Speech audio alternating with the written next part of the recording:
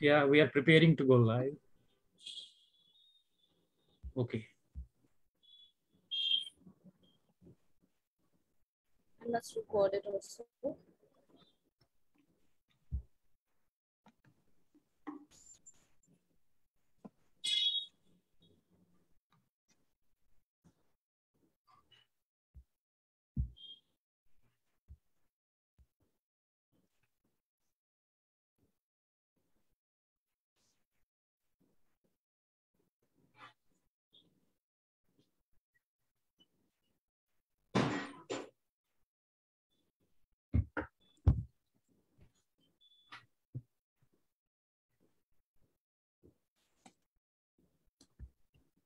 We are live.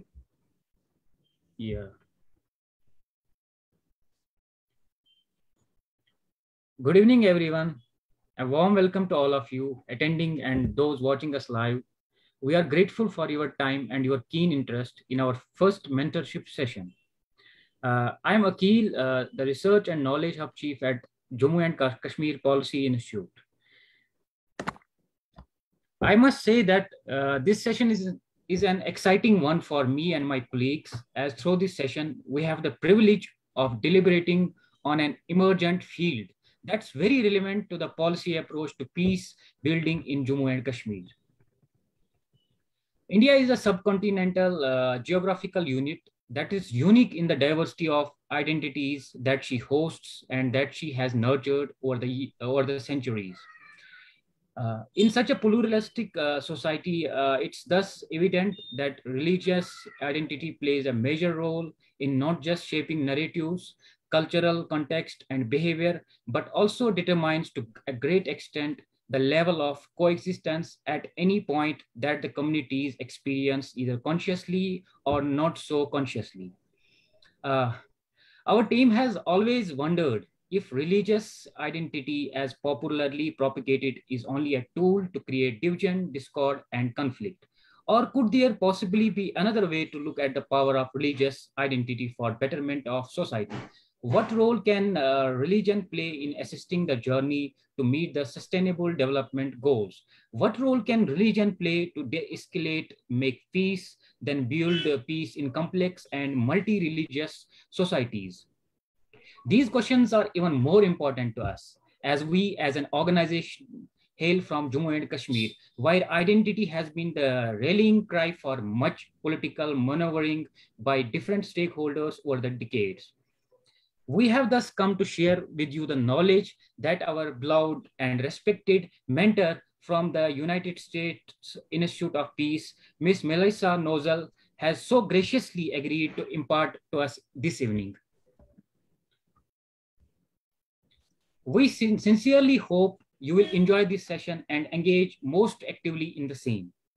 To introduce Ms. Melissa, we would first wish to highlight the graciousness of spirit and her generosity that has touched us in our first few conversations over emails and in-person calls with her. As a professional, Melissa, a Harvard alumni, is the program officer for religion and inclusive societies at the United States Institute of Peace, where she works on initiatives to research and support the effective engagement of religious actors in conflict prevention and resolution. Prior to joining USIP in 2014, Melissa lived in Amman, Jordan, where she volunteered to help Syrian refugees through humanitarian aid efforts and mediation with several organizations included New Day, Syria, and Mercy Corps. Melissa had led research on religious trends in the US and Middle East through the Jordanian Interfaith Coexistence Research Center, where she focused on Arab Christian Muslim relations and faith based diplomacy, and the Pluralism Project at Harvard University, where she authored and edited reports for the online edition of On Common Ground. World Religions in America. She has also worked as an educator in Abu Dhabi. Melissa is an alumni of the CAICIT International Fellows Program and is a 2021-2022 Penn Campbell Democracy Forum Fellow with the National Endowment for Democracy. She is also pleased to serve on the Jammu and Kashmir Policy Institute's Board of International Mentors. Melissa earned a bachelor's degree in religion and Asian studies from Colgate University and a master of theological studies from Harvard University. Welcome, Melissa. Please do share a few words before we dive right into the exciting session that's lined up for our audience. And I would also like to inform our audiences that our facilitators for this evening are Ms. Jigyasa and Ms. Sohani. Wonderful. Thank you so much, Akil, and thank you to all of you for welcoming me today. It's really a pleasure and an honor to be joining you. And I'm very much looking forward to this discussion and really to being a part of the Jammu and Kashmir Policy Institute family. It's truly a tremendous honor to serve on the International Board of Mentors as well. So just by way of brief background, I know that our conversation today is on religion and peace building, which is something that I've come to in some ways live and breathe, not only in my career, but also kind of beyond that in my life. And I'll say that I still consider myself somewhat new to the peace building space. Peace building was not a discipline I myself was trained in, but kind of something that I fell into by the nature of the work that I am doing at the U.S. Institute of Peace.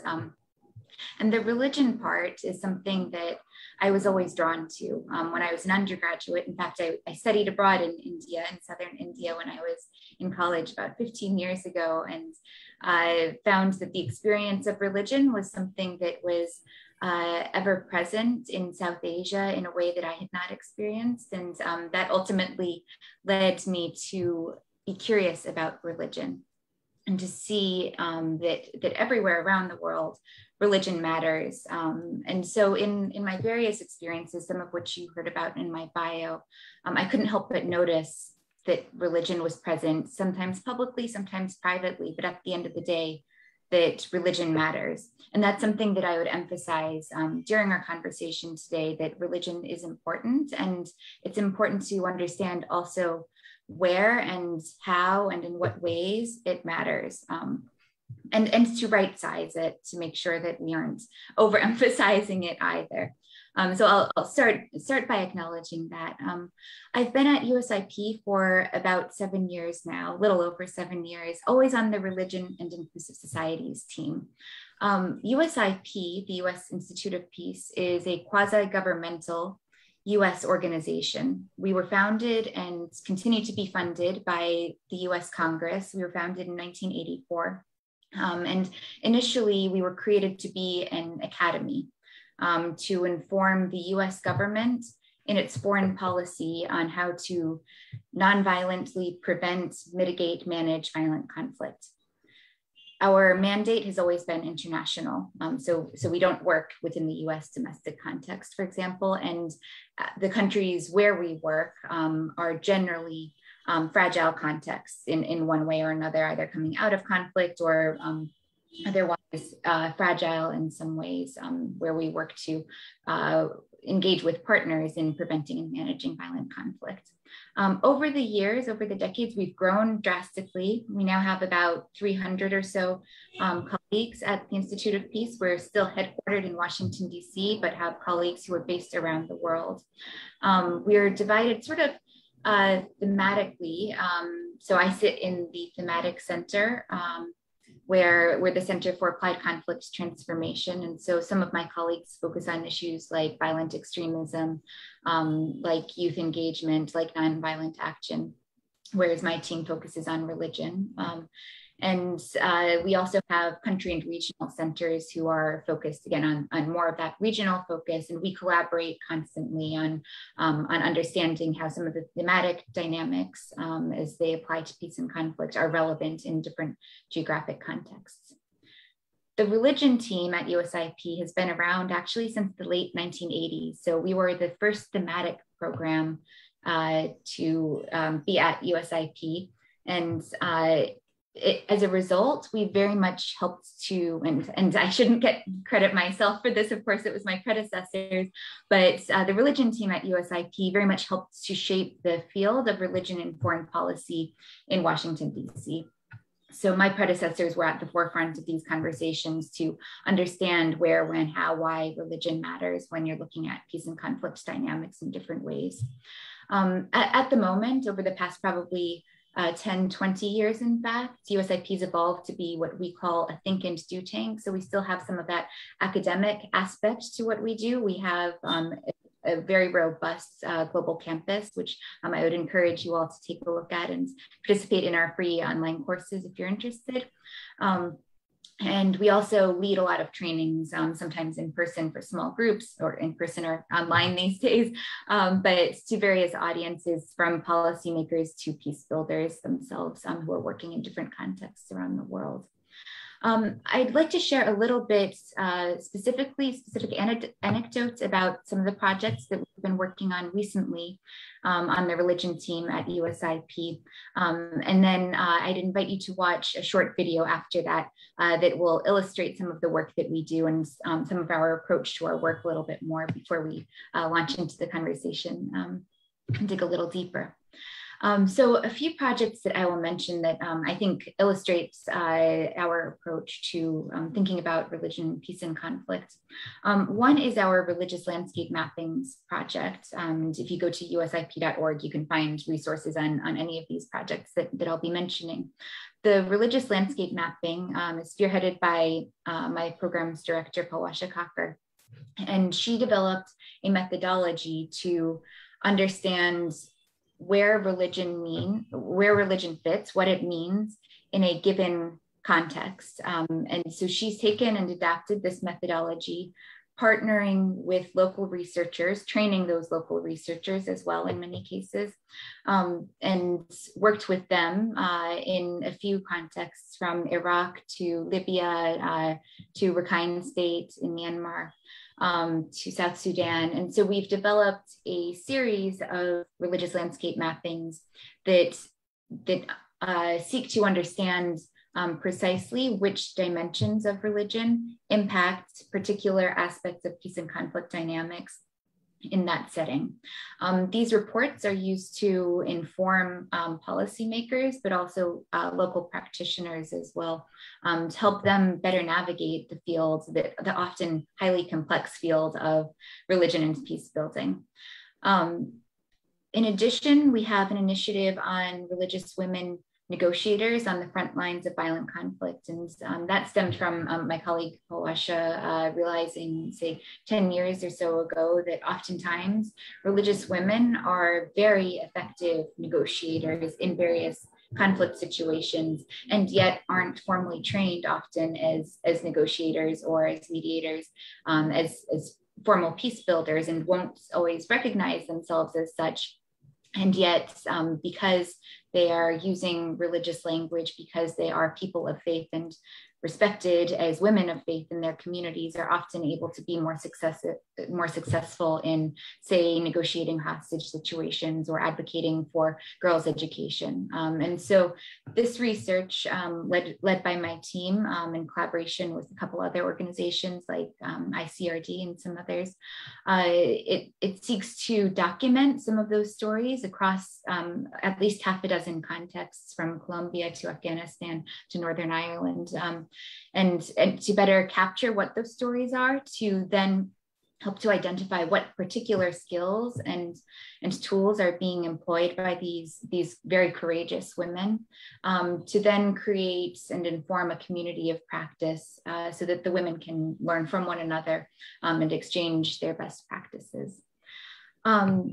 We are also working on a new initiative on religion and psychosocial support. I should have mentioned this earlier, that our approach as an institute, and particularly within our thematic center, is one of what we call a virtuous cycle, where we do a lot of listening and learning from our partners. I can't possibly profess to know and understand better what's going on the ground than our partners who are living and breathing this every day. So we do a lot of listening in our work, a lot of research, and that informs oftentimes pilot initiatives. So we'll pilot projects, we'll see what's working, what's not working, and then that will help to inform advice that we are able to share with policymakers. And at the same time, it informs maybe duplication or replication or expansion of projects that might be working well.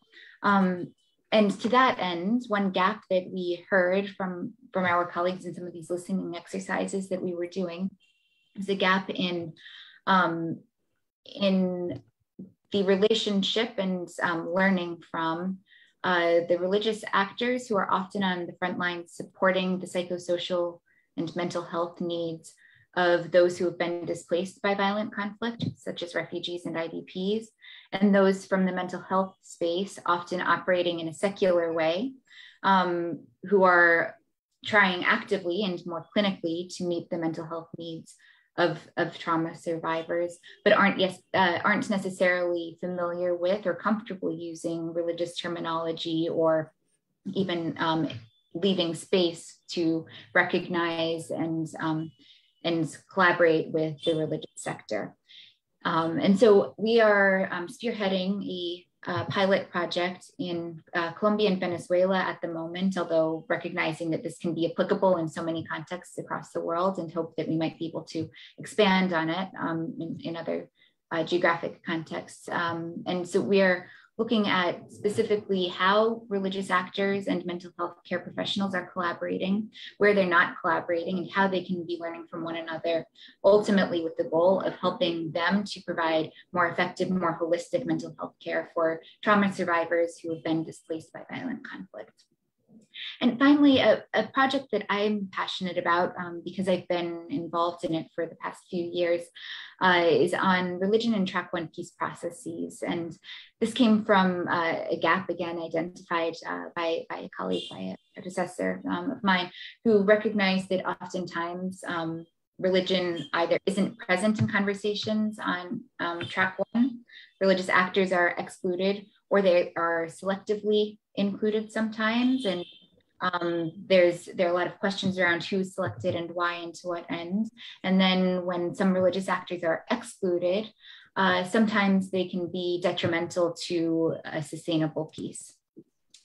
You can see examples across the world, but for example, in Sri Lanka, in Colombia, and in several other cases. And so we are collaborating with a couple organizations on what has been a robust research initiative, desk research, but also working with Inclusive Peace on some of their database of peace processes, where they have 40 plus case studies of looking at inclusion and inclusive elements, different modalities of different actors in track one formal peace processes, to understand where religious actors have played a role and to what ends, and to what ends of a peaceful outcome of the peace process. And then to better understand when they're excluded, to what end. And that's to help not only religious actors, we're hoping to engage with the religious actors, say, who hope to be engaged in a peace process in their country, but also to help the policymakers better understand how to engage with religious actors in an effective way, so that ultimately, hopefully we're informing a more successful, peaceful outcome in track one dialogue. I will conclude there for now and turn it over to the team for a video about the work that the religion team does at USIP. I always find it's helpful to have something of a visual, so hopefully that will be a useful example of some of the work that we do. And then I look forward to the discussion. Thank you. Thank you so much, Melissa. So I request everyone to just settle in and get comfortable. We're going to be watching a really nice video right now that will help you take a peek into this wonderful field, and of course, into USIP's work.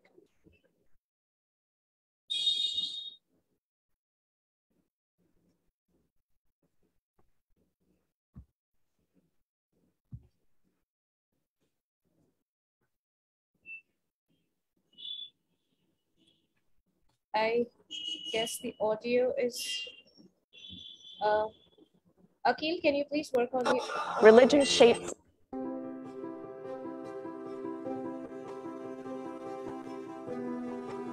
The world today is a religious place, with 84% of people identifying as practitioners of a faith tradition.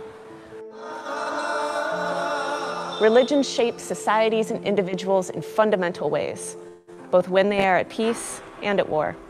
In recent years, violent extremism couched in religious frames and a global rise in religious discrimination have dominated the headlines. Addressing these issues is crucial to building peace.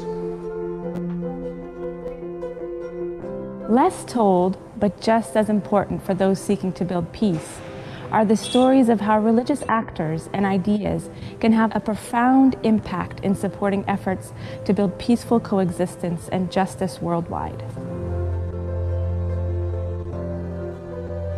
Sri Lanka suffered from over 30 years of violent conflict rooted in ethnic, religious, and class difference. Religious communities have come to view each other with mistrust. But in the midst of all these challenges, the Center for Peacebuilding and Reconciliation, with USIP support, has built a coalition of male and female religious leaders dedicated to peace and reconciliation. Their work has fueled not only personal, but also social transformations that inspire clergy and their followers to act even more courageously and committedly to peace. In Iraq, the political transition that began in 2003 surfaced many tensions within and between faith communities. Many of those seeking to build peace understood the need to talk about religious identity, but they felt uncertain about how to do so in ways that wouldn't create a violent backlash. USIP worked in partnership with a group of Iraqi facilitators and civil society peace builders throughout the country to develop their capacity and strengthen their confidence in engaging with the religious sector. These facilitators taught peace courses in religious schools, developed the capacity of religious educators to promote tolerance, and directly mediated between religious communities in conflict in Nineveh province. In Nigeria, Pastor James Wuye and Imam Mohammed Ashafa served as soldiers in religiously inspired militia groups in their youth. Challenged by their own religious leadership and community members, they soon began to question their commitment to violence. They reconciled with one another and dedicated themselves to nonviolence. James and Ashafa founded the Interfaith Mediation Center, through which they build Christian-Muslim collaboration for peace. With USIP support, James and Ashafa mediated a local peace accord in Yelwa Shandam, where peace has reigned for over a decade. Given religion's influence on societies and conflict dynamics around the world, it's critical that practitioners and policymakers understand and partner with the religious sector to build peace. For over 25 years, USIP has worked with religious communities to draw from their rich traditions, ideas, and values that support peace and that can offer nonviolent paths forward in the midst of conflict. We offer skills to religious actors, both men and women, young and old, from many different faith traditions around the world, to strengthen their ability to mediate conflicts, to reduce violence, and to promote coexistence. USIP has a vision, a world in which the best of religion helps sustain peace rather than drive prejudice and violence. To get there, understanding the important influence of religion in shaping communities and governments, and working within diverse religious communities is crucial. This work, like the work of peacebuilding generally, is not easy, but it's possible because peace is possible.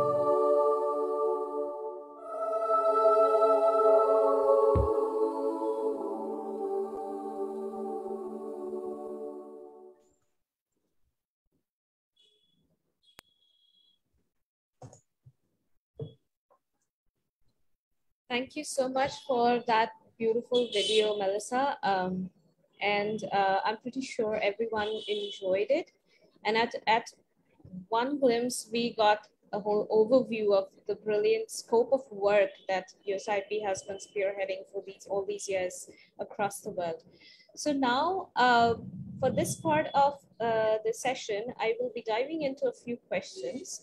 And we will be unpacking everything that we've learned already through your presentation, just to go a little deeper and probe more into the context and maybe get some clarifications and to get more of an outline on how things actually work when you're talking about the diverse range of projects and the scope of the same. So the first question that I have for you today is about the reluctance among policymakers in many parts of the world even today, to consider religion as an important factor in peace and conflict. What is your assessment on the matter, and why would you say, with all your experience of working with various stakeholders, including policymakers, why do you think there is still a reluctance amongst policymakers to factor religion in consciously as an important, as an important variable in the policymaking process?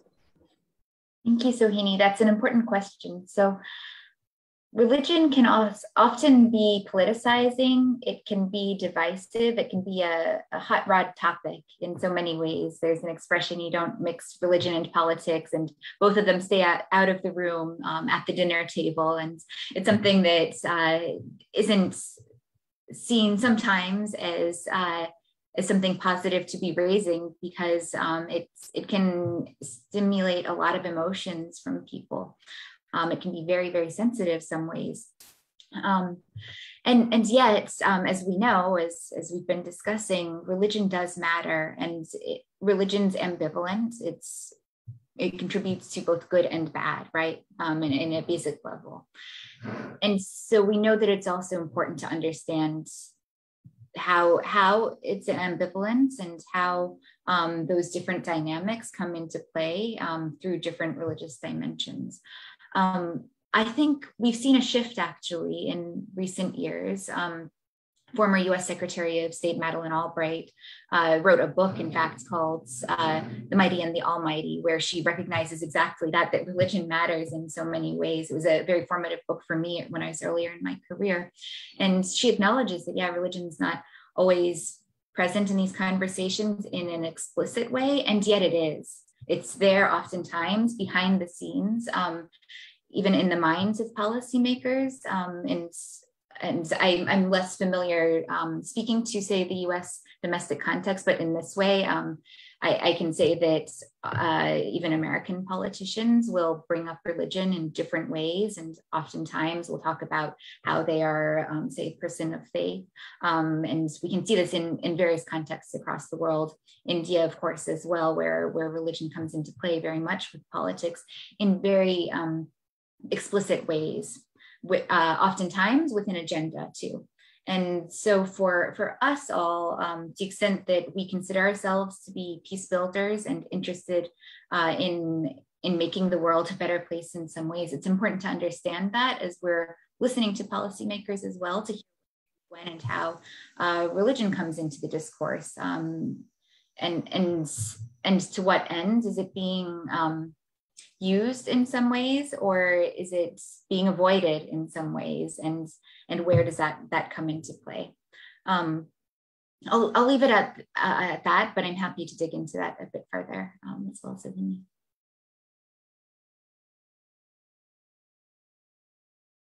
think you're muted. Yes. So looks like we're already getting questions from our lovely audience, but we'll hold on for a few moments to address the same at the end for the Q&A. So guys, please stick around and listen to the whole story, and then we'll definitely take up your questions.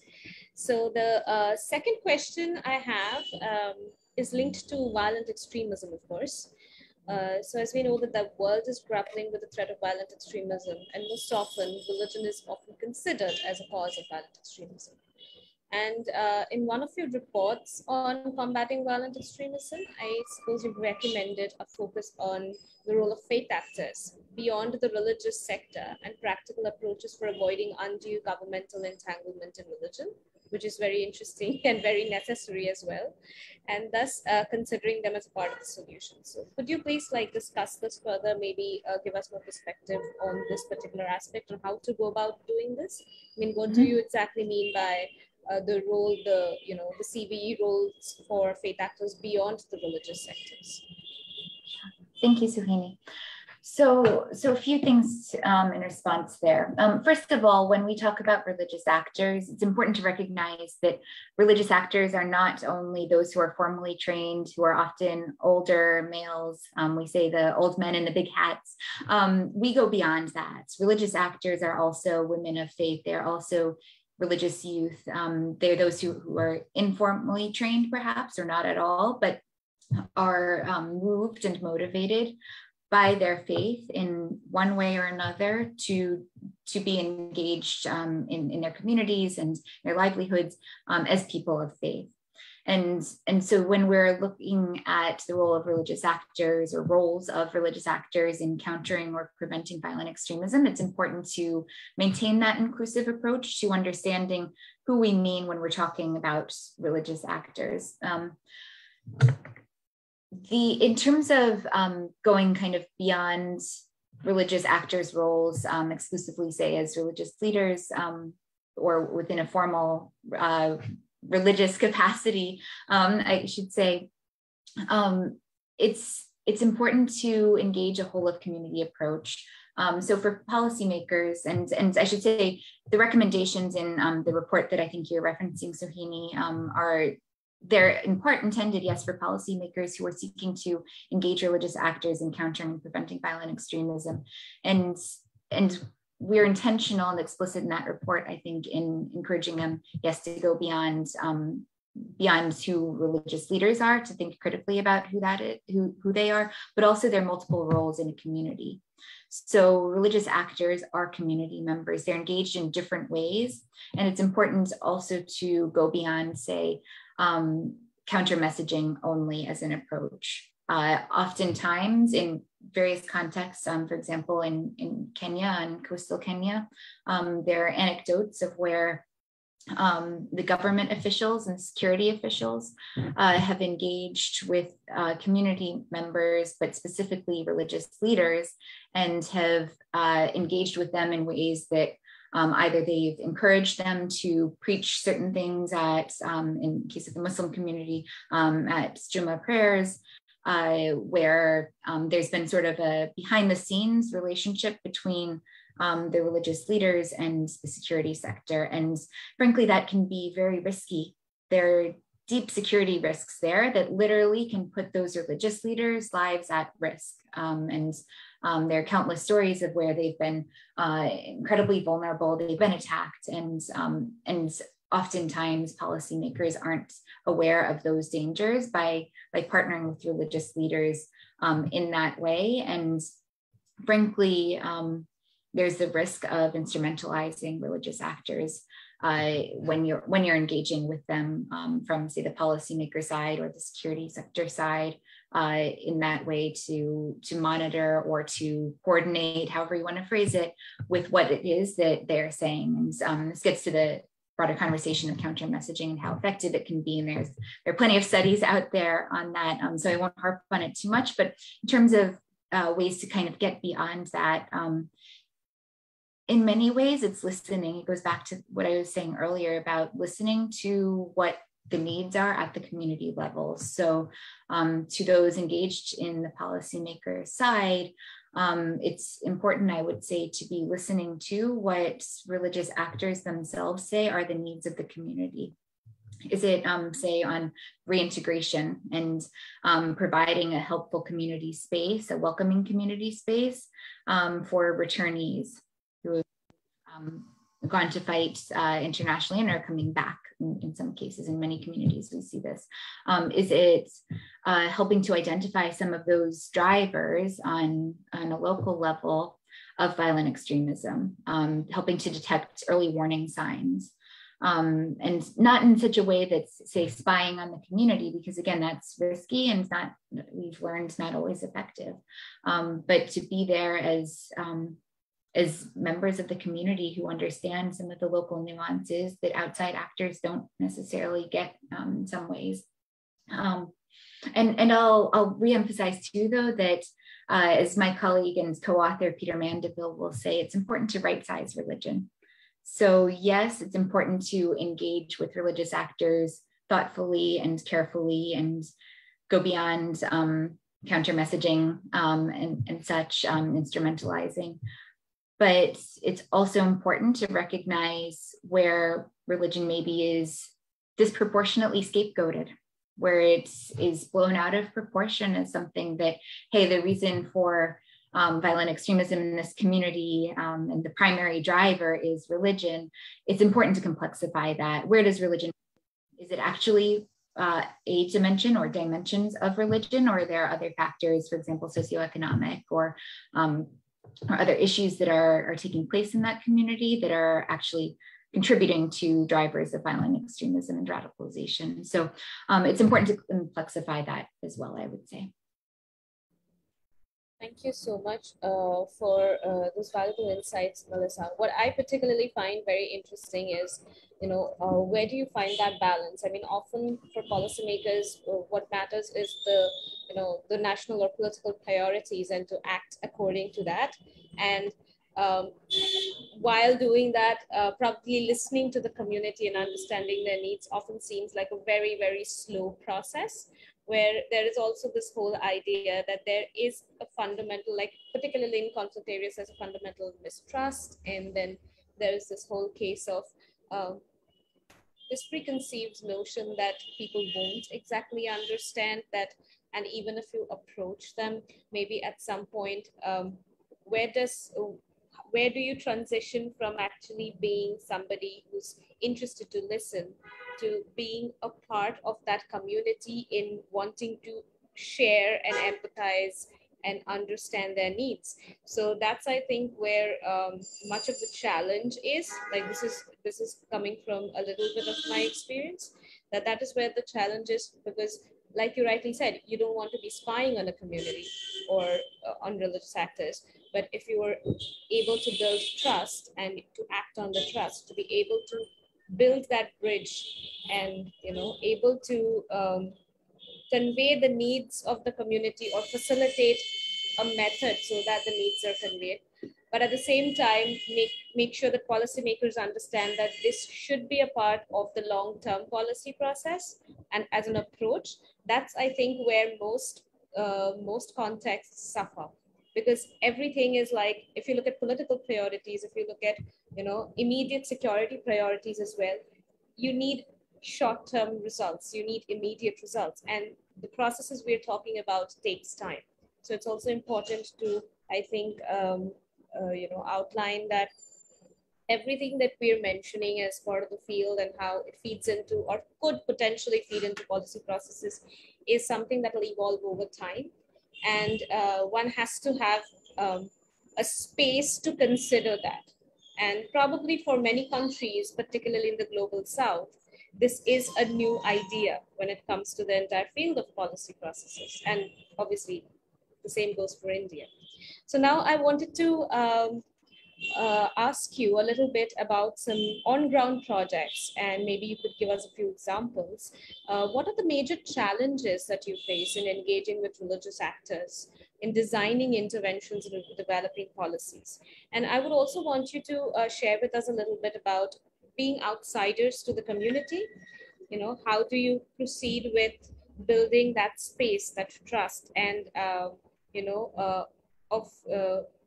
building that space to be invited in, to be a part of that process of engaging religious actors in interventions? I mean, what if you ever faced any kind of resistance, reluctance, and like, how do you get over it? Maybe a little bit about that. And more on, of course, the experience on ground. Yeah, thank you. Thank you, Suhini. So I think something that you said a few moments ago is really the root of it. It comes down to trust and relationship building, frankly. But before saying that, I would emphasize that we will not go and develop a program or engage in a community where we are not invited in. Our work and our approach, and I think a best practice in the peace building space, is really based in that listening and a needs-driven approach, and the needs coming from members of a community. And by community, by the way, in our approach to our work, I personally am looking at it more broadly. So yes, it's a community at the, so to speak, grassroots level, but it could also be, say, a community of policymakers who are approaching us to say, okay, we need help understanding if religion matters in this context and where. So in terms of the work that we're developing, yes, there's that sort of a grassroots approach in terms of identifying community needs, but there's also a broader recognition of who kind of our target beneficiaries, in a way, if I may use that term, are, and that is maybe uniquely as the U.S. Institute of Peace, given that we are quasi-governmental in some of our mandate and priorities. But when we're thinking of some of the projects and programs that we've developed, I would emphasize that our particular approach also includes engaging different types of stakeholders. In terms of then kind of the what next approach. So say we're today, in fact, is the last day of our fiscal year. So we're looking ahead to projects for our new fiscal year starting as early as tomorrow. And as we plan for what we will be doing each year, of course, we have projects, and this is more on the practical side. We have projects that carry over, say, from one year to the next, and that are ongoing and longstanding. But I would say that the process of developing something comes about through needs assessments, and needs assessments take different forms. An example that I'll give is on a project I mentioned a little bit earlier on religion and psychosocial support. That initiative came about through a series of conversations, and in fact, one initial conversation with a colleague, with a partner of ours in Washington, and an observation that was basically, or a hypothesis, I should say, that was there seems to be a gap between the coordination of religious actors, religious leaders, especially responding to social support needs of refugees and IDPs in different contexts, and mental health practitioners, and are they coordinating and to what end? And that started a series of conversations. And so again, practically speaking, what that meant was we convened a series of listening sessions. We said to the partners who we knew in our network, and did some short desk research. So Googling what other organizations are working in this space internationally, and in perhaps some of the contexts where we're already working. We would ask some of our existing partners in different contexts and say, hey, we're considering an initiative, or trying to wonder, trying to determine if there is, say, a there, if there is a gap that USIP might be well situated to address, inviting partners through our partners to join this listening session. And that's basically what we do, is listen during these sessions and ask questions about that particular issue, in this case on religion and psychosocial support, to determine, is there a need? And if so, in this case, because it was the early stages of this conversation, what geographic context does it seem especially relevant in? Where might there be particularly interesting learning to be had? Now that we are underway with this initiative, again, a pilot project in Colombia, in Venezuela, now that the project's underway, the first phase of that has been desk research. Before doing anything on the ground, we're doing the research to dig a little bit deeper. We'll be partnering with a local partner organization, which again is critical in terms of local impact in that aspect of developing trust and maintaining trust with the community.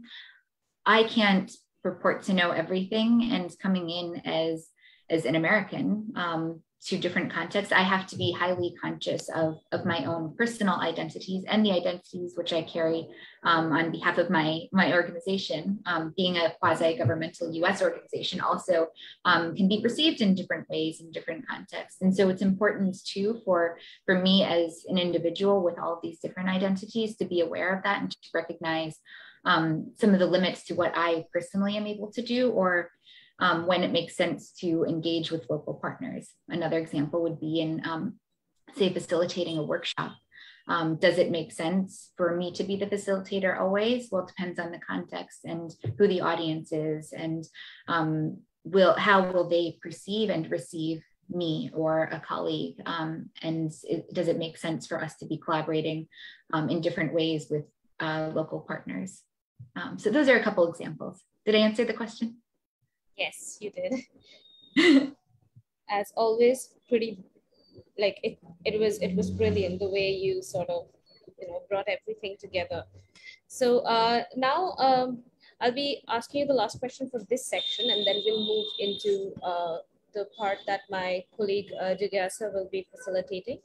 So the next question and last question for this section is going to be that what are the emerging trends in the field of religion and peace building that we could see shaping the field in the coming years?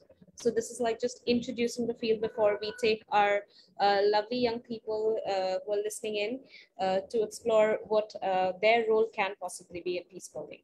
So this is for you to sort of give us a trailer. Yeah, this is such a big question. And Sohini, I have to say that when some of these questions were sent to me in advance, this was the one that kind of kept me up at night, because I can't profess to know what's going to happen next anywhere in these global dynamics, let alone in the religion and peace building space. I will say that from what I'm seeing and what I'm hearing, as I've said, religion matters. It's important to recognize that. I think it's increasingly recognized. I know that part of this conversation is that it's the question of whether or not, or to what extent, it's an emerging field. And I think from what I hear from especially the policymaker side, we already recognize that religion matters. There's consensus that even if there's not necessarily always consensus on how it matters or in what ways one can effectively engage, it's known that religion has a role to play, and it's important to recognize and then dig a little bit deeper to see where it comes into play. I think moving forward, though, there are a lot of fascinating dynamics in the broader peace building space. USIP is beginning to look more at some of the great power dynamics, for example, in the world. My colleague Peter Mandeville has been working on a broader initiative in different organizations looking at religion as a soft power. And so he's doing fascinating research with other colleagues looking at some of those bigger global trends of how religion fits into the equation when you're looking at some of the great powers around the world and how they're thinking about religion and engaging religious actors or not. And so I think that that's one area that will be exciting, an exciting space to follow, I should say. And two is looking at some of the international trends. I mean, the digital space is not going away. Some of what USIP's religious landscape mappings have uncovered is that, and I'm thinking specifically some of the research from a case study on Libya. One of the findings was that those religious leaders who had the most influence or clout for civil society were not necessarily the religious leaders at the local mosque, say, down the block, but rather someone who's in an entirely different country who maybe had a following on a WhatsApp group, and therefore a global audience of people willing to listen to him. And so I think that's another fascinating trend, is to see what's kind of happening in the digital space and in what ways, and how that in some ways is also limiting. Those who have access to the digital space on a regular basis are the ones who are engaging there, and who is that excluding? Or how are different social media dynamics, the fact that all of our news feeds on Facebook, for example, are very much tailored to us and the things that we follow, and to similar people who we engage with, who have presumably similar ideas to us, and how we all then subsequently are operating in different bubbles. And so what does that mean then in terms of understanding religion, in terms of understanding to the extent that we have our own religious identities that we bring into the picture, but then those who we're engaging with, and as a peace building practitioner, which communities I am engaging with and hoping to support or to understand, and to understand who they are engaging with in the religious space, who their leadership is in different ways, how they're getting their information, to what extent they're developing critical thinking skills or not, and how easy it is to forget about critical thinking skills. And I speak personally when I'm scrolling through my Facebook newsfeed and taking everything kind of for granted in some way. So I think that's another area that will be interesting to further investigate, is some of the maybe non-traditional ways of thinking about religion in a community. Thank you so much, Melissa. I think we should give our audience maybe a minute to process everything before we move into the next section, which is the most exciting part, and something that I think as a young peace builder in the field, working in the Global South, it has been a question for me, for my colleague Jkpi, and for many others who have joined us today, who are working in the Global South, that what is the scope of youth engagement in this field? What is the scope of a career in the field? What kind of impact you can possibly have as a young person? Because a lot of people associate young people and their work with being divorced from religion, that they're not exactly religious actors. So we're going to be busting a few myths there and taking up some really new things to think about, talk about, and deliberate upon. So I'd like everyone to maybe take a 1-minute break to just maybe grab some water and process everything. And then Jkpi will take the mantle up for the next part of the session.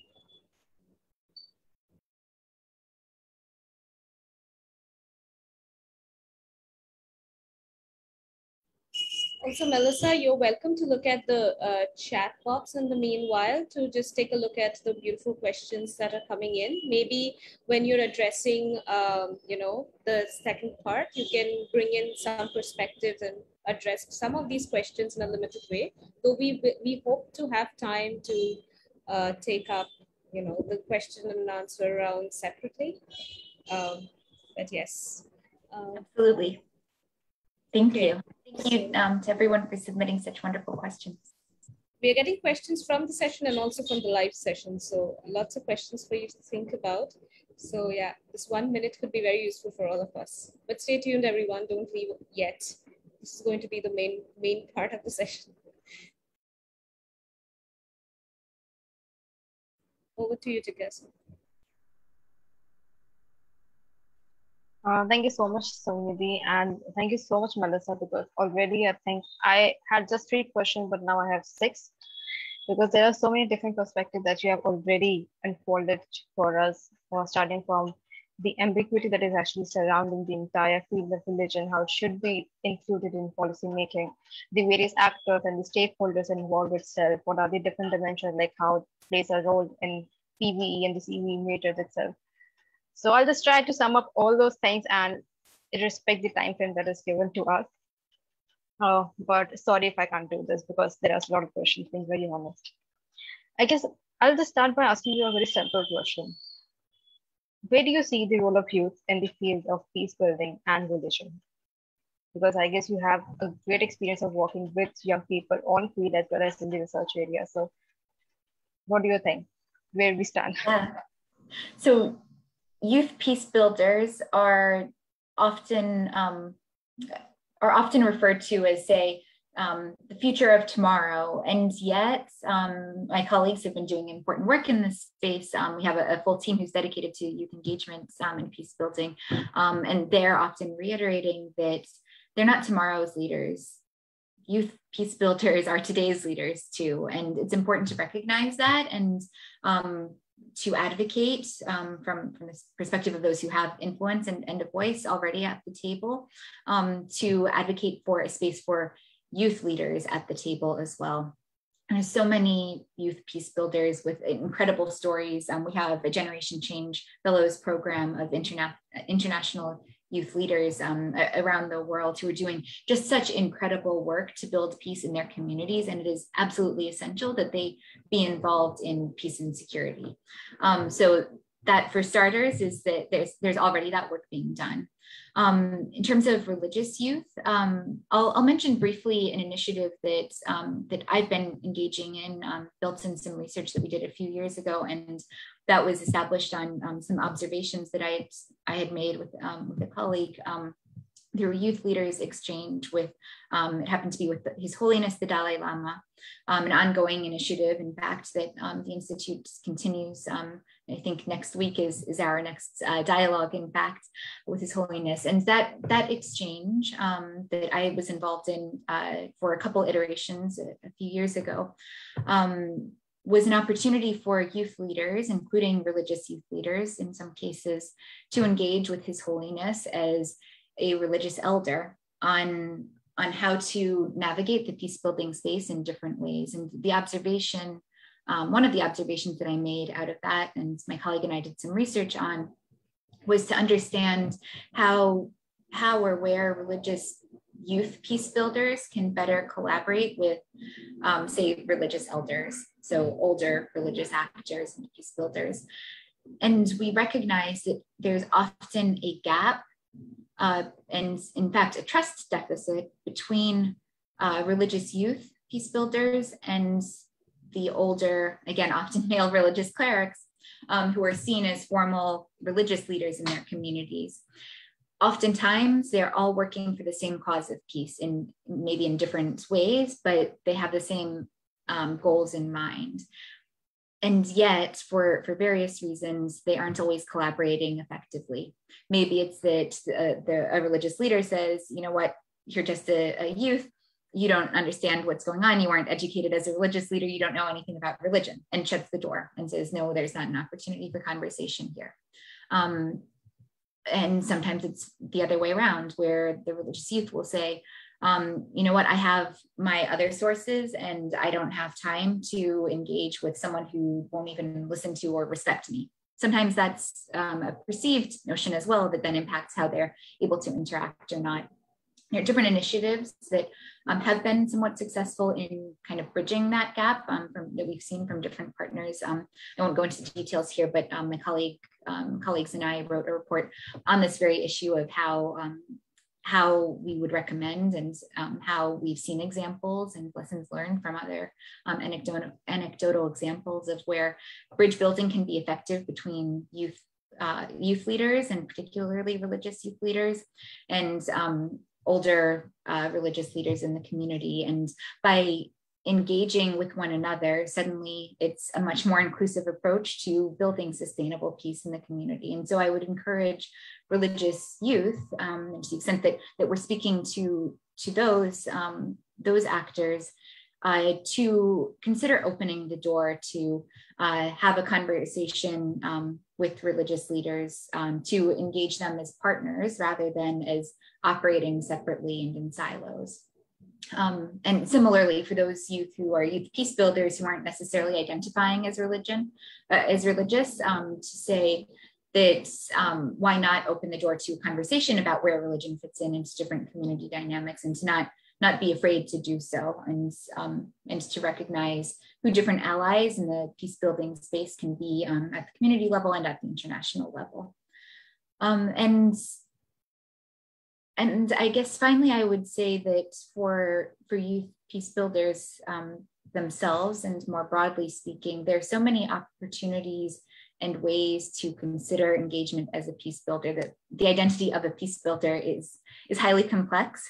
And there are so many ways to be engaging in different ways as a peace builder. And they might, similar in fact to some of the observations that we've made about our religious women negotiators research, and that is oftentimes there are actions that one can take as a peace builder without even recognizing they are. Small scale things like, are you finding that you're the friend in your friend group who's mediating conflicts from one friend to the next?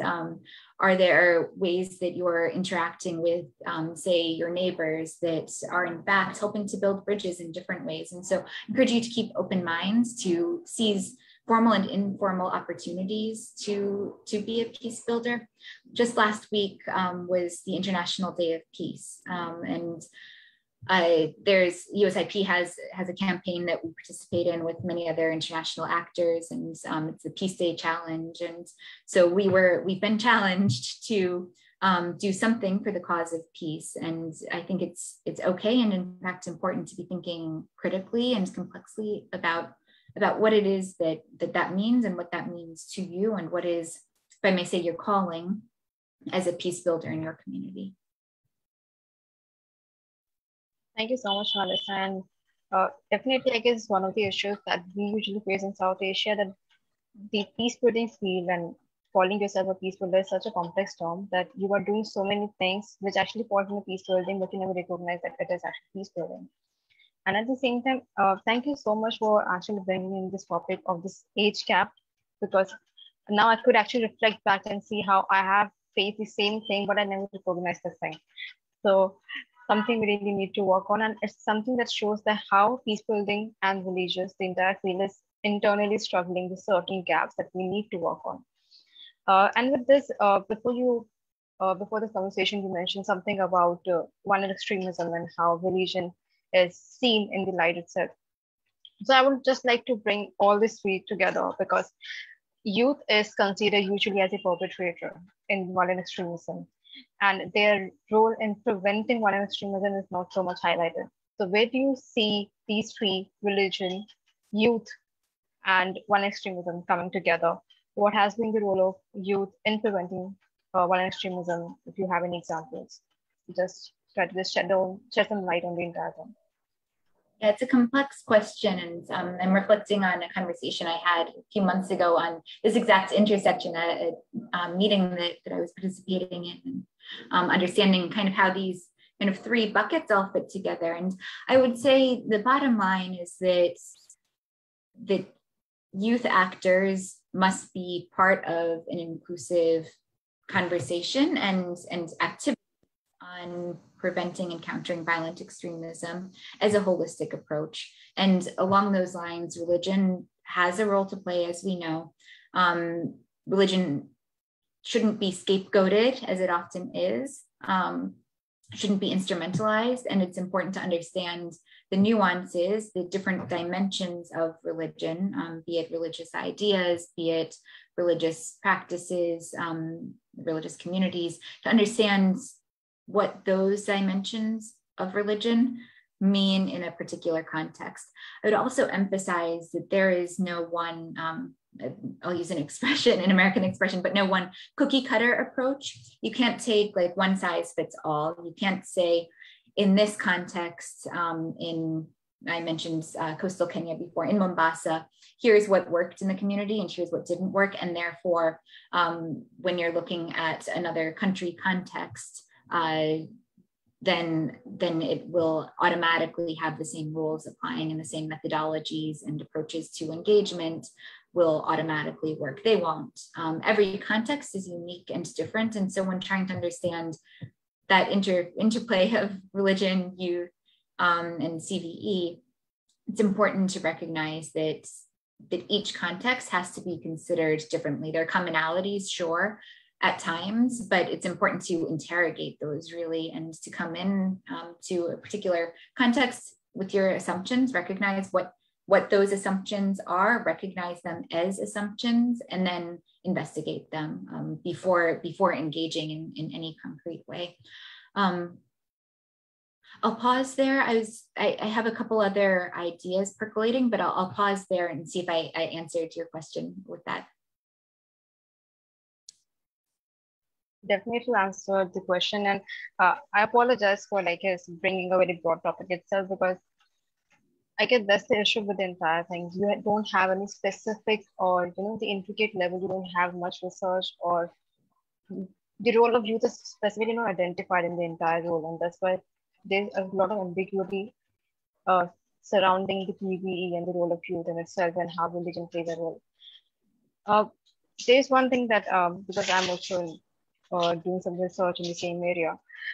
So where do you see the research, how much it is developed in the area of religion and peace building, specifically in the context of South Asia? And are we actually prepared to do in-depth research? Do we have the required framework? Do we have the methodology to do it? Where do you see the entire field of research in the field of peace building and religion? So unfortunately, you're cutting out a little bit. Could you repeat the last part of that question? So where I see the fields of research, specifically of research in the South peace building and religion? Yes. Okay, so if I'm understanding correctly, the tools and research that exist for understanding the intersection of religion and peace building within South Asia specifically, yeah? Thank you. So I think kind of thinking of, okay, next steps. First of all, there's a lot of work that's been done over the years in different ways. I'll kind of take off my USIP hat and speak as me, Melissa, for a moment and say my own, I mentioned at the beginning that I spent time living in Chennai in southern India. And that's kind of how my interest in understanding religion in the world kind of was inspired.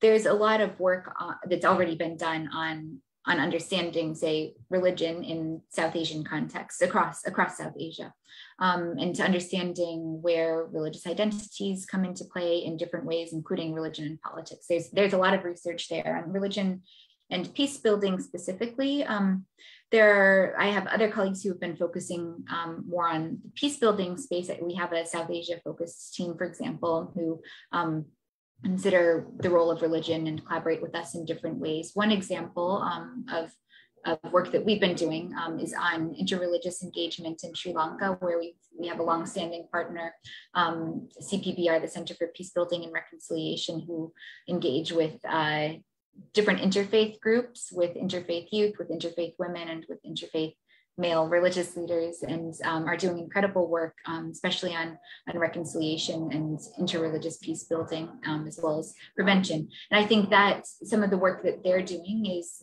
exemplary in terms of an approach, both in understanding and learning, but also in terms of practice. But in terms of like the practical tools that are out there, I mentioned earlier, USIP has many courses on peace building broadly. So if you're interested in kind of a practical approach to, within your own context, being in South Asia, of kind of how you might be able to acquire some of the tools and as a peace builder to engage in this space, maybe with more intentionality, I would encourage you to look at some of the Global Academy classes. For example, they focus on negotiation, reconciliation. There's a forthcoming class on mediation. We have one that Suhini was a part of, in fact, on religious engagement and peace building that we developed with Search for Common Ground, which has especially practical tools and information for thinking about how to engage religious actors in peace building, but also for religious actors themselves to better understand how to engage as effective peace builders in different ways. And there are many courses that are, say, a few hours long, but also these fuller, robust courses that are engaging. They have activities, they have particular skill sets that you can acquire and build out. So I would encourage you to consider those. We also, I might have mentioned earlier, have a series from the religion team ourselves on religious peace building, and it's a set of 4 toolkits. 2 are forthcoming this winter and 2 are already there.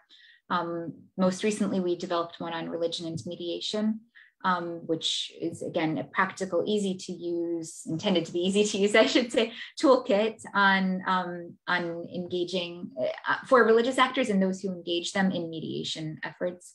The other that came out a couple years ago now is on, it's an analysis guide on religion and peace and conflict. And there's actually a summary version that I've used as a training tool across contexts for really digging deep into what questions are the most pertinent to ask on religion and peace building. And I would encourage you to take, if you're interested, to take a look at, in particular, this action guide summary page, which lays out what questions can be asked to help understand, again, where religion comes into play and how not to engage religious actors in peace building in different contexts, and then encourage you to reflect on your own context.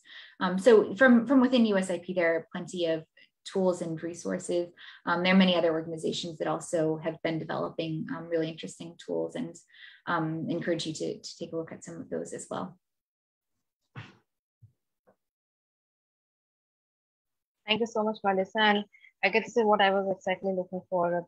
There are actually not just research and manuals, but also different courses that people can actually look for. And as I mentioned, I try to sum up everything in one section, but I'm not able to because there are so many questions coming up. So I have to stop now, and we'll be heading straight to the Q&A session. And I'll be reading out the questions one by one. I hope that works. Or should we go to all the questions at once? One by one is okay, unless maybe some of them I've been keeping an eye a little bit, but some might have kind of parallel ideas or complement each other. So happy to group some together as well. Okay, so I guess I'll just go and actually reverse order. So there's one question from Orko. Can a student of history use his or her academic background and skill set to engage with the field of religious peace building? How can a student without a background in religion and peace building make the transition to the same? Over to you, Melissa. The short answer is yes, definitely. My own background, my own academic background is liberal arts. So I went to a university where I studied liberal arts, meaning that I wasn't focused exclusively on religion and Asian studies as my major indicates, but in fact was more holistic and based in teaching skills like critical thinking. And as a historian, as a student of history, many of those critical thinking skills are certainly already there. And in fact, I would say having a good grounding in historical perspective and research is really important when you're engaging in the peace building space, because you have to recognize that when you're engaging in a current context, there are often historical dynamics that you have to be conscious and really aware of, especially if you're engaging in a community different from your own. You have to appreciate that oftentimes what you're seeing in a current context has been built upon for decades, maybe even centuries. And so as a historian, you would be very well positioned to investigate those dynamics, and that perspective would be incredibly helpful. I know of several colleagues who in fact have the history background explicitly. I can also say that I mentioned earlier, I feel new to the field of peace building, even though I've been working at the Institute of Peace for 7+ years. There are certain skills that you learn kind of as you go, and that I think it's important as a peace builder to be embracing a mindset of constant learning. I'm always humbled by what I don't know and by what my colleagues are able to share and learn and convey to me, and constantly in this mindset of just soaking in more information and needing to recognize that, yeah, I don't know everything, and I'm able to continue to learn. And some of those peace building skills are things that will continue to evolve and be something that you can consider as maybe part of professional development in different ways and part of your own journey. So absolutely, yes. And I'd encourage you to consider a career in that space. Thank you so much. And I hope, Orko, now you'll be writing a paper on peace building in Kashmir. Heading to the next question. Do you think religion can be a driver to peace in Kashmir context? So as I was hopefully emphasizing earlier, I can't be prescriptive. I don't know the context of Jammu and Kashmir from an insider. And so I would turn that question to those of you in the audience who are based in Jammu and Kashmir to consider that yourselves, to consider some of the questions that I mentioned we investigate from the religious peace building side, to ask some of the critical questions about where and when and to what extent religion may or may not fit in. My own academic interests going back a decade and a half ago, I mentioned do lie in South Asia. So I can say that back to the history question, in fact, if you look at the history of South Asia, of India, Pakistan, Jammu and Kashmir, certainly religion comes into many of those history books as well. And the history of colonialism and colonial interrogation of religion and codification of religion, I think is important. And I might project perhaps that religion as a result continues to play a role in different ways and different manifestations in Jammu and Kashmir. But as an outsider to the context, I can also say that that perhaps the international headlines from the region can be investigated a little bit further. And again, you know your own contexts better. And I would encourage you to think critically about the role of religion in the context of Jammu and Kashmir, and to be thoughtful and even to where you feel safe and comfortable, engage in dialogue with some of your peers and some of your neighbors on that question. At the end of the day, it's, as I quoted my colleague earlier, it's important to right-size religion. And oftentimes in in highly contentious contexts, religion can kind of steal the headlines and be attributed or misattributed to conflict dynamics. And it's important to understand if that's actually the case, if it really is religion.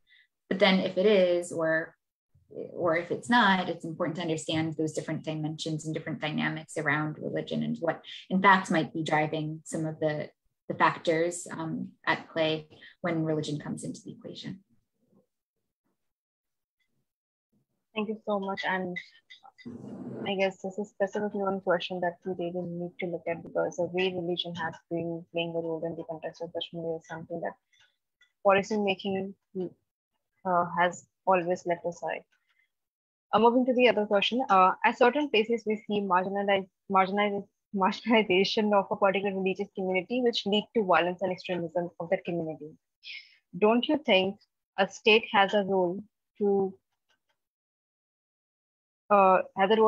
ensure peaceful environment for its people to practice their religion? And do you think world is playing this part to give the space to people all over the world to practice their religion peacefully?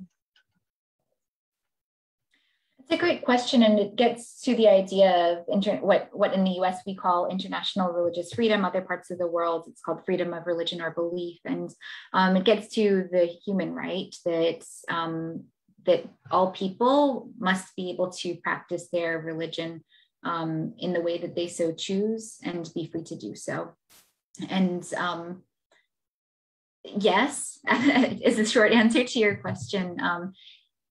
A strong civil society will be able to, all members of that society, including those from minority communities, should be able to practice their religious beliefs, practices with the freedom to do so, that they shouldn't be confined or constrained.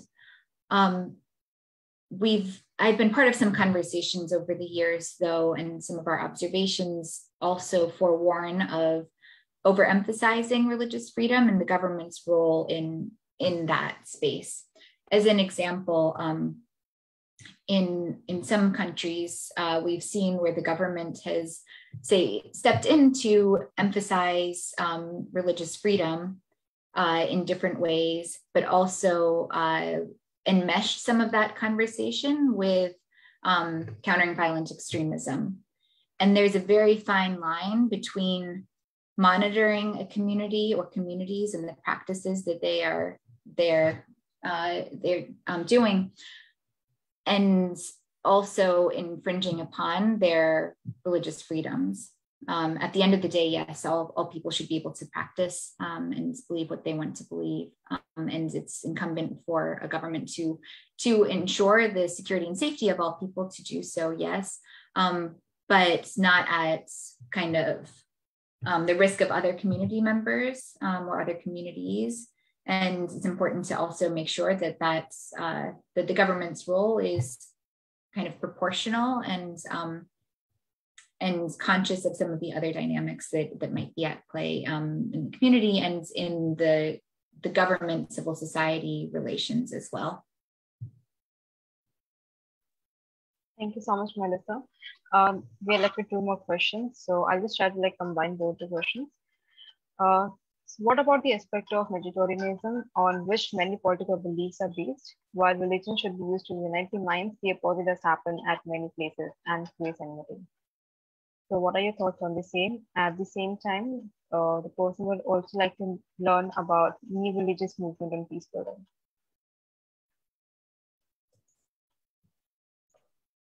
So I'm not sure I'm following the question entirely. And if you've written it, please feel free to clarify. But I think share the question again in the chat. Yeah, I'm reading it in the chat here. But in terms of kind of how it's framed, I'm not sure that I'm following all the details of this question, but religion should be used to unite minds, and the opposite does happen in many places, creating enmity.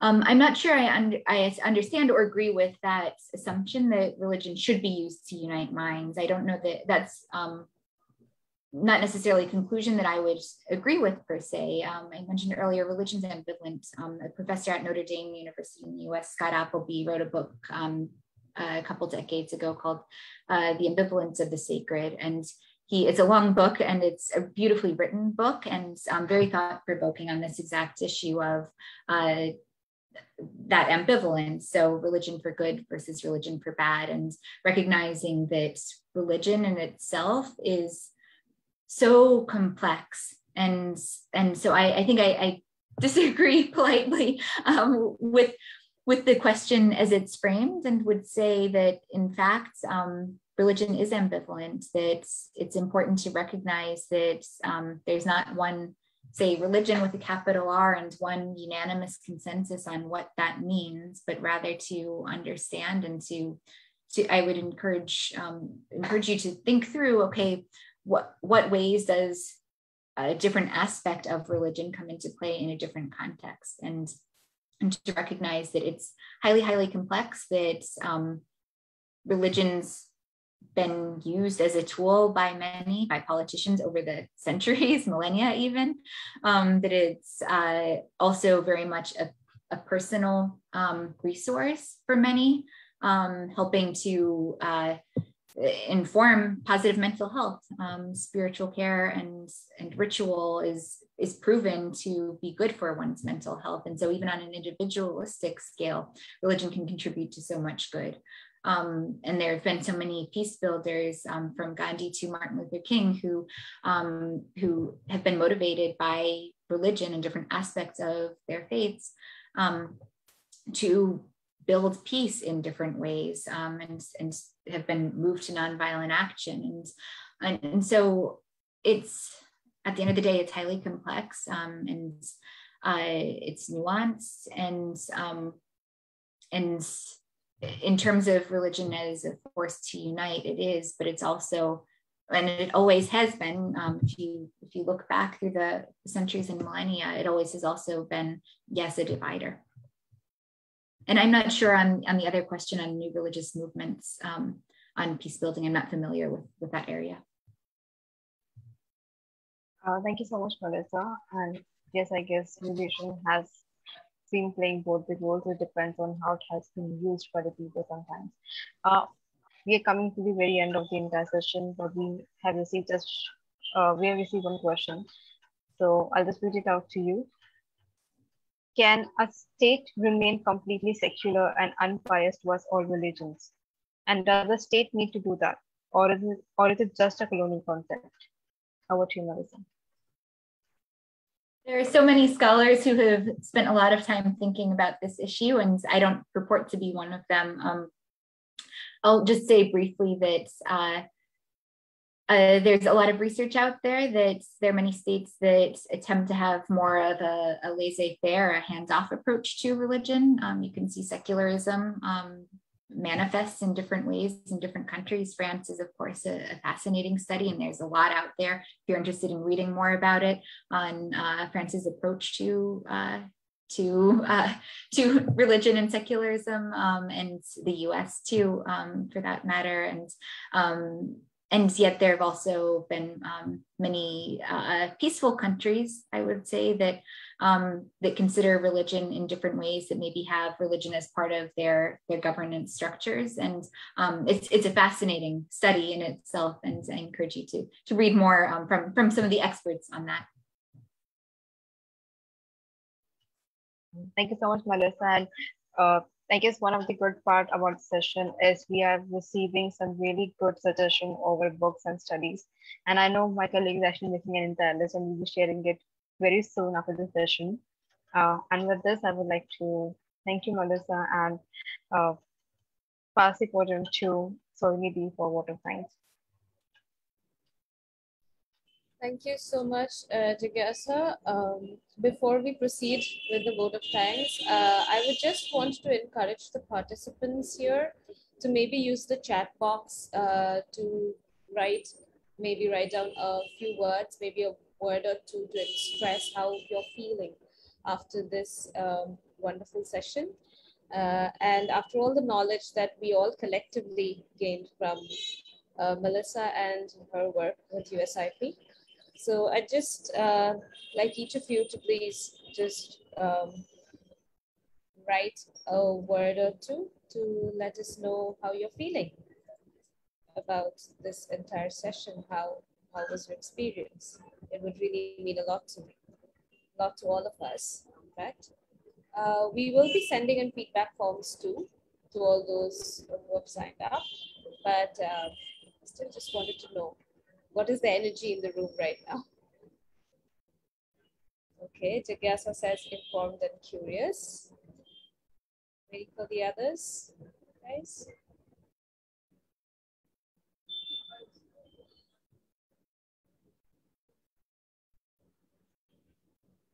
Come on, it's been a long, long session where we have all been talking a lot. So, okay. I suppose, okay, so Samir says hopeful. Anyone else? For me, I feel really energetic and, you know, yeah, Orko said it, energized would be the right word. Found a new potential path. I remember feeling this way when I stepped into the field of religious peace building some 5 to 6 years back. Okay. So I really hope this session, as people also take a look at it, as it will be available on our page later as a recorded session. I hope there will be many more people, especially from Jammu and Kashmir, would be, you know, very, would be deeply inspired to take this field up and consider it as a field where they could potentially have a career. So, okay, insightful and poignant, that's what Umbreen says. So now coming to you, Melissa, how are you feeling about this session? How has been your experience? Thank you so much for being here with us today. Yeah, we cannot thank you enough. This is just the beginning of many more such sessions, and hopefully of more work that we may be doing with USIP at some point. Fingers crossed. So yeah, over to you, Melissa, if you'd like to share your reflections or how you're feeling about the session and your experience with us today. Yeah, thank you so much, Suhini, and thank you, Jigyasa, and to all of you for having me today. I would say I'm also feeling hopeful, and I'm feeling grateful and honestly humbled by being part of this conversation, and for being a part of the Jkpi family in this way. And really, you've asked some wonderful questions, and I'm feeling reflective and thoughtful as well. I would say, I would add to all of that. You've given me much to ponder, and really interesting perspectives that you've been able to share through the questions that you've asked. And I do hope that there are opportunities to continue to engage with the Jkpi family in different ways in the months ahead. And do feel free to always reach out to me, and I'm always happy to have a conversation. If you heard something today that you're still curious about or want to interrogate me a little farther on, or otherwise, there are further resources I can share. View me as an ally and a partner in the efforts that you are all working towards in the peace building space as well. And I'm really honored to be here and to be a part of this. So please don't hesitate to stay in touch with me as well. Absolutely. We do plan to have a number of such sessions and also reach out to you for more resources. Any closing words for our lovely Kashmiri audience who are probably coming across a very new field today? So anything for young Kashmiri people, any words of encouragement, anything at all? Melissa, we'll close with that. Thank you. So I would emphasize a point that I was making earlier about youth engagement and peace building more broadly, and that is that you are all or can be peace builders in different ways. It doesn't necessarily mean that it has to be a formalized process per se. Maybe you work as an engineer and there are ways that you are able to contribute to building peace in your community in less formal ways, perhaps. And then more broadly speaking, in the religious space, I encourage you all to keep an open mind when it comes to thinking about where religion fits into your own contexts, and to really be curious, to keep an open mindset in your approach to this field, and to really be comfortable exploring it as perhaps a new topic, but also as a new topic that may or may not be kind of right outside of your front door, and that there may be different aspects of day-to-day life in your own neighborhood that perhaps this conversation is encouraging you to think about, in different areas that you may be more aware of different dynamics. Maybe it's the friend who is a good listener, or that friend who's the active listener, or you want to be focusing your skills to be listening more attentively to your friends, to your neighbors, and to contributing to building peace intentionally in your community. Thank you so much again. And it's really been a privilege and an honor to spend some time with you all. And I hope you have a good night, and I hope that we can see each other again sometime. Thank you so much, Melissa. Thank you everyone for joining in and for staying with us for this really, really informative session. And we hope you have a good evening. And we look forward to you joining us for many more of such mentorship sessions that we'll be launching consequently. And of course, Melissa will be there again in a number of them. And we'll keep you posted on that. So follow our page, follow us on Facebook, follow us on LinkedIn, and also follow us on Instagram. And do visit our website to learn more about our work, to learn more about how we are trying our level best at a very humble capacity to bring in new ideas, new approaches, and new knowledge to inform policymaking processes and policy analysis processes in Jammu and Kashmir. Thank you so much, and have a great evening, everyone.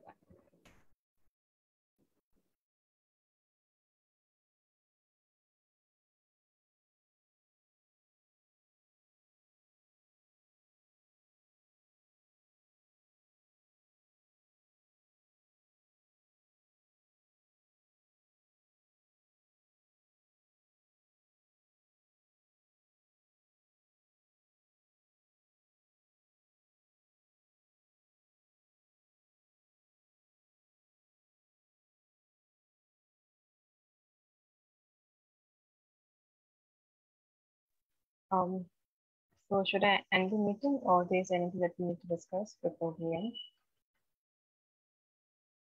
You're muted. Okay. We can end. Good night, everyone.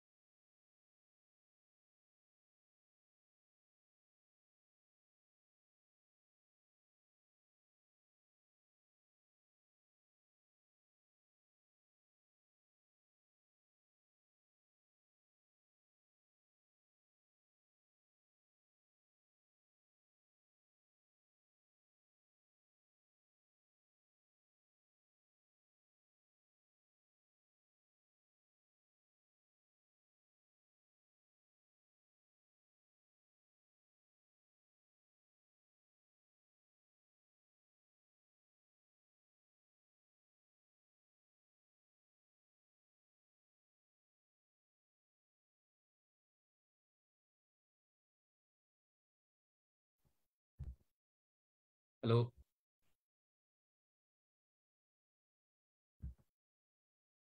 Hello. Javed Saab.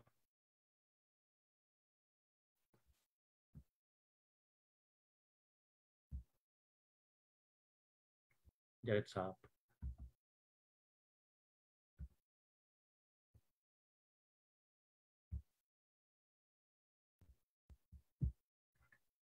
Javed Saab.